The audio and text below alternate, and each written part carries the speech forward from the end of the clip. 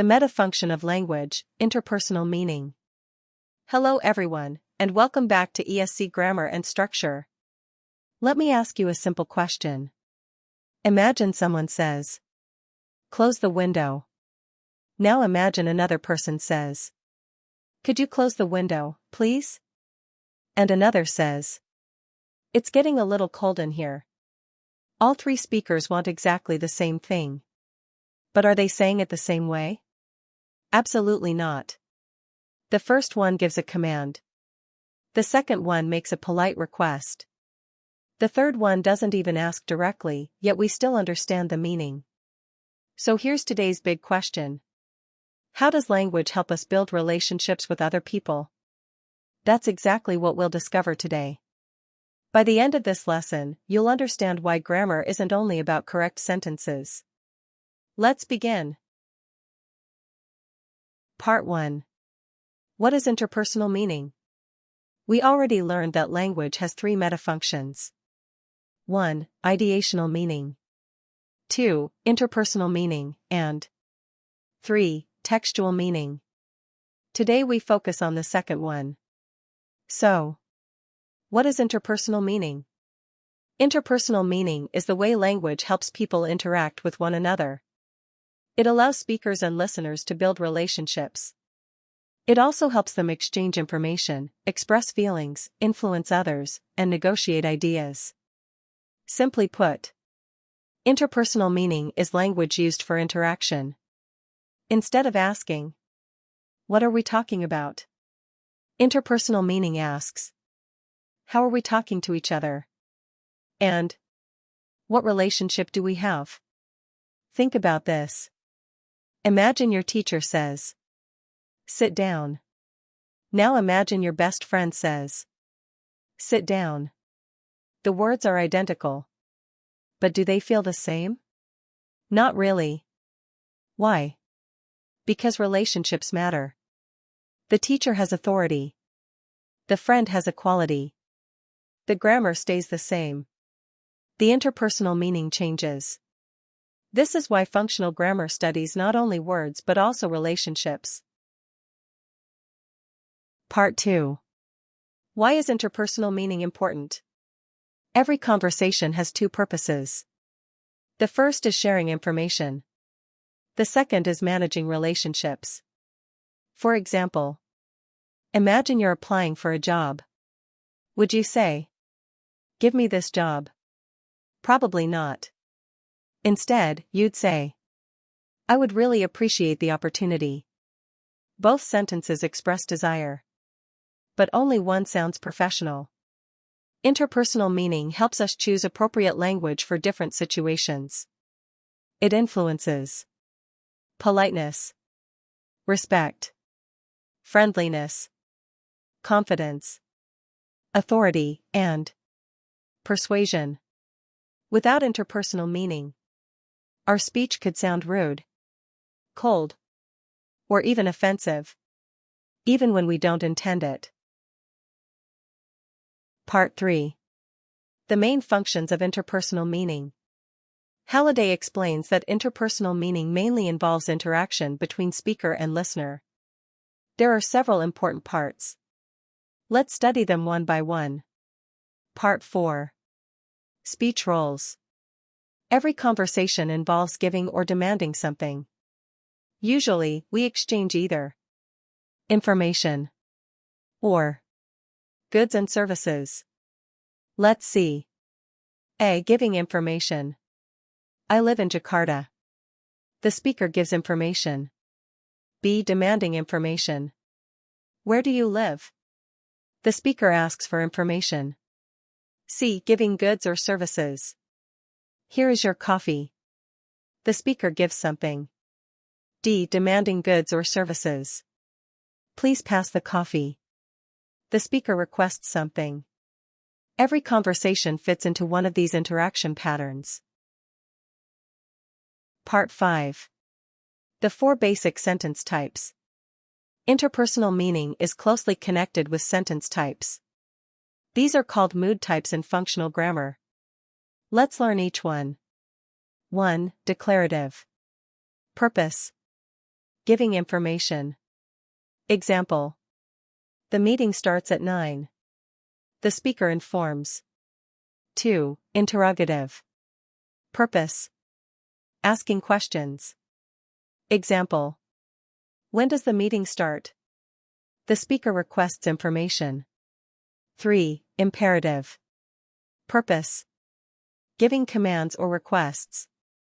Example. Open the door. The speaker demands action. 4. Exclamative. Purpose. Expressing strong feelings. Example. What a beautiful day. The speaker expresses emotion. These 4 mood types are the foundation of interpersonal communication. Part 6. Mood and Functional Grammar. Now we arrive at one of Halliday's most famous ideas. The concept of mood.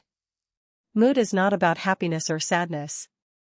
In functional grammar, mood is the grammatical system that helps people interact. Every mood consists of 2 important parts. 1. Subject. Subject is the person or thing responsible for the statement. Example. Sarah loves grammar. Subject. Sarah. 2. Finite. Finite is the first helping verb or tense marker. Example. Sarah is studying. Finite. Is. Another example. She has finished. Finite. Has. Another example. They did arrive. Finite. Did. Together. Subject plus finite create the mood.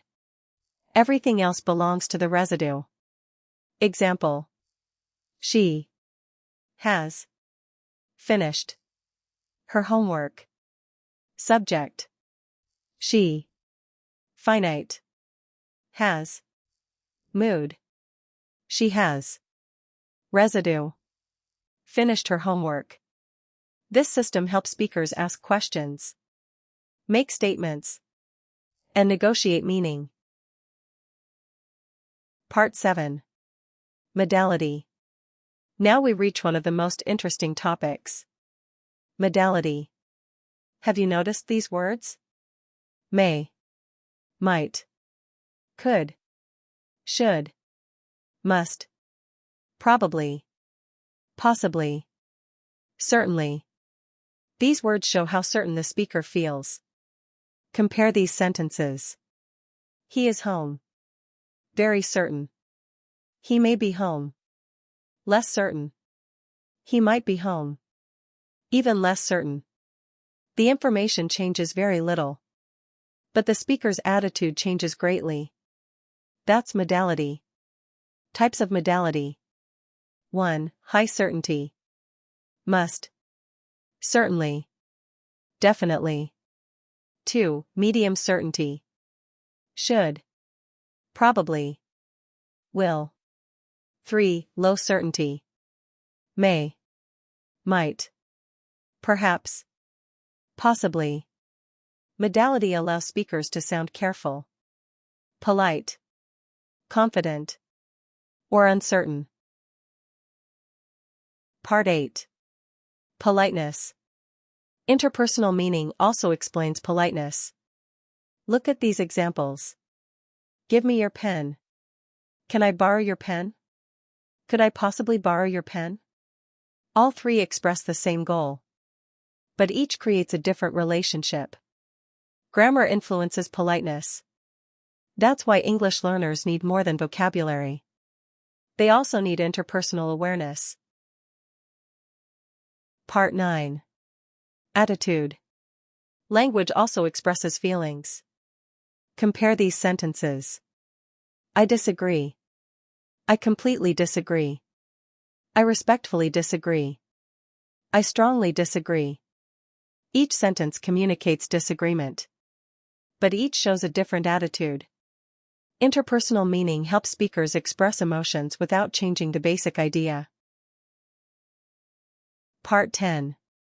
Power and social relationships. Different relationships require different grammar. Teacher to student. Please submit your assignment. Student to teacher. May I submit my assignment tomorrow? Manager to employee. Please finish this today. Employee to manager. Would it be possible to extend the deadline? Grammar reflects social roles. Interpersonal meaning helps us understand these differences. Part 11. Real-life examples. Situation 1. Restaurant. Customer. Could I have the menu, please? Waiter. Certainly.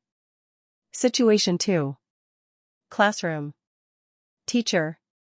Please answer question 5. Student.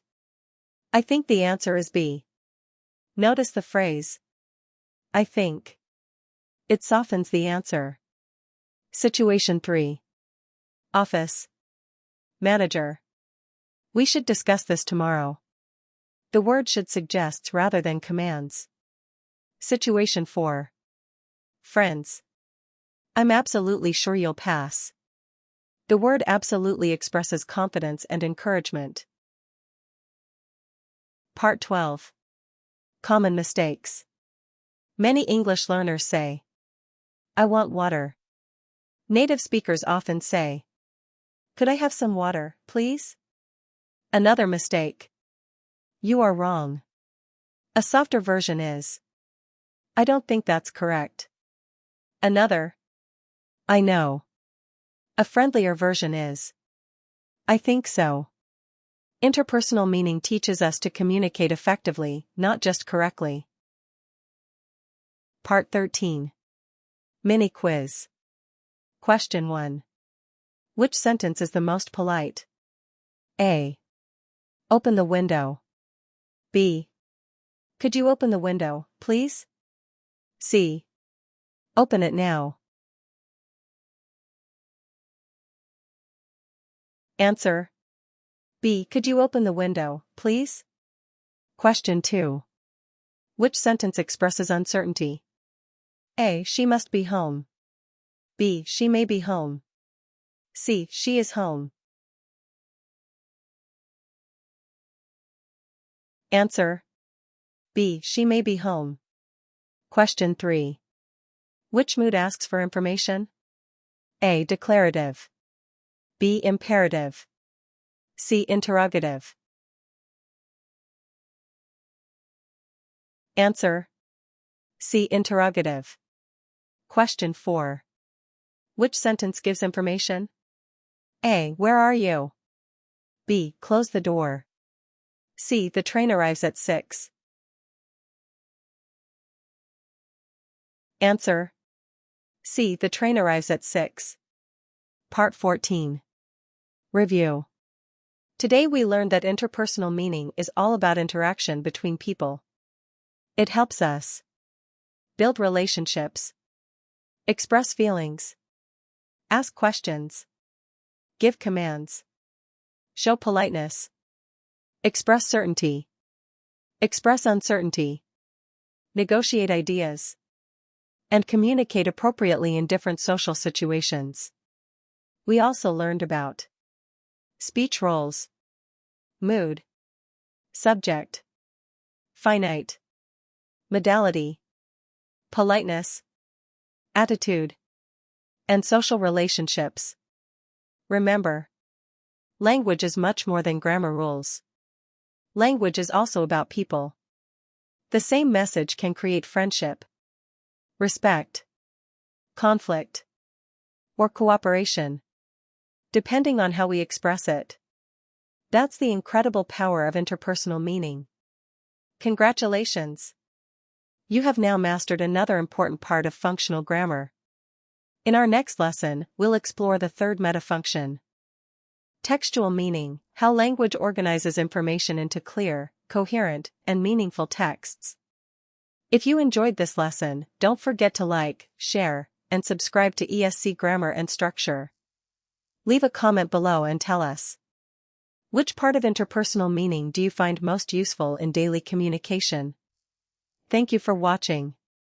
Keep learning, keep practicing, and I'll see you in the next lesson.